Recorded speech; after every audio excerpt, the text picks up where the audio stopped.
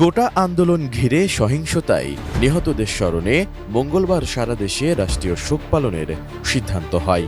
এদিন জনগণকে কালো ব্যাজ ধারণ করার আহ্বান জানায় সরকার। শোক পালনের অংশ হিসেবে মসজিদে দোয়া মাহফিল এবং মন্দির গির্জা প্যাগোডায় বিশেষ প্রার্থনা করার কথা জানান মন্ত্রী পরিষদ সচিব মোহাম্মদ মাহবুব হোসেন। তবে সরকার ঘোষিত রাষ্ট্রীয় শোক প্রত্যাখ্যান করে নতুন কর্মসূচি ঘোষণা করেছে বৈষম্য বিরোধী ছাত্র আন্দোলন। কি তাদের সেই নতুন কর্মসূচি? নতুন কর্মসূচি অনুযায়ী মঙ্গলবার ৯ দফা দাবি আদায়ে একক বা ঐক্যবদ্ধভাবে লাল কাপড় মুখে ও চোখে বেঁধে ছবি তুলে প্রতিবাদ জানাচ্ছেন তারা।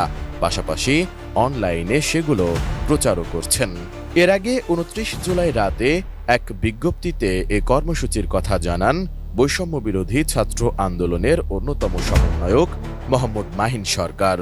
ঢাকার জন্য কালকে তারা রাষ্ট্রীয় শোক ঘোষণা করেছে। আপনারা সবাই জানেন যে শোকের প্রতীক হলো কালো, কিন্তু আমাদের প্রতীক কিন্তু কালো নয়, আমাদের প্রতীক লাল। লাল দ্বারা আমরা আমাদের শহীদ ভাইদেরকে স্মরণ করব, কিন্তু তাদের রক্ত যে আমাদের শক্তি যোগাচ্ছে, তাদের রক্ত যে আমাদের অধিকার আদায়ের প্রেরণা, আমরা সেটাই সরকারকে স্পষ্টভাবে বুঝিয়ে দিতে চাই। বিজ্ঞপ্তিতে বলা হয়, তাদের আহ্বানে সাড়া দিয়ে ঢাকা, চট্টগ্রাম, নারায়ণগঞ্জ, সিলেট, নোয়াখালী, রাজশাহী, বরিশাল, খুলনা, যশোর, ঠাকুরগাঁও সহ দেশব্যাপী সোমবার যারা কর্মসূচি সফল করেছেন তাদের সবাইকে ধন্যবাদ জানানো হয়। একই সঙ্গে বৈষম্য বিরোধী ছাত্র আন্দোলনের দাবিগুলোর সঙ্গে সংহতি প্রকাশ করার জন্য শিক্ষক, সাংবাদিক, বুদ্ধিজীবী, পেশাজীবী, শ্রমজীবী ও গণমানুষের প্রতি বিশেষ কৃতজ্ঞতা জানানো হয়। কর্মসূচির ব্যাপারে বিজ্ঞপ্তিতে বলা হয়, শিক্ষার্থীদের দাবি আদায়ের লক্ষ্যে রাষ্ট্রীয় শোককে প্রত্যাখ্যান করে মঙ্গলবার লাল কাপড় মুখে ও চোখে বেঁধে ছবি তোলা এবং অনলাইনে ব্যাপক প্রচার কর্মসূচি করার অনুরোধ করা হয়।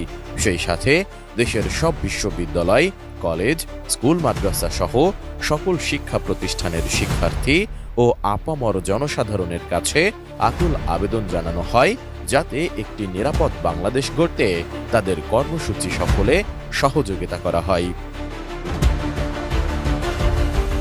এদিকে কোটা আন্দোলন ঘিরে নিহত ব্যক্তিদের স্মরণে মঙ্গলবার সরকারের দেশব্যাপী শোক পালনের সিদ্ধান্ত প্রত্যাখ্যান করেছেন শাহজালাল বিজ্ঞান ও প্রযুক্তি বিশ্ববিদ্যালয়ের সমন্বয়ক আসাদুল্লাহ আল গালিব।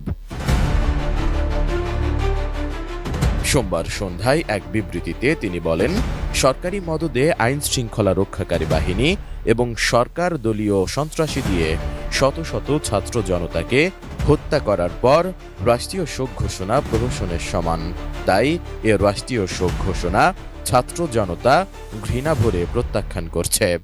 শহীদদের প্রতি ফোঁটা রক্তের বিচার না হওয়া পর্যন্ত, সকল ছাত্র জনতার নিরাপত্তা নিশ্চিত না হওয়া পর্যন্ত আমাদের আন্দোলন চলমান থাকবে ইনশাআল্লাহ। বিবৃতিতে গালিব আরও বলেন, এখন প্রত্যেক শহীদ তাদের জন্য শক্তি, সামনে এগিয়ে যাওয়ার পথে অনুপ্রেরণা, দাবি আদায়ের পথপ্রদর্শক। যতক্ষণ না পর্যন্ত সরকার ছাত্র জনতার হত্যার দায় নিয়ে ক্ষমা প্রার্থনা করবে, ছাত্র জনতার হত্যাকারীদের বিচার নিশ্চিত করবে, ততক্ষণ তাদের আন্দোলন চলমান থাকবে বলেও জানান তিনি।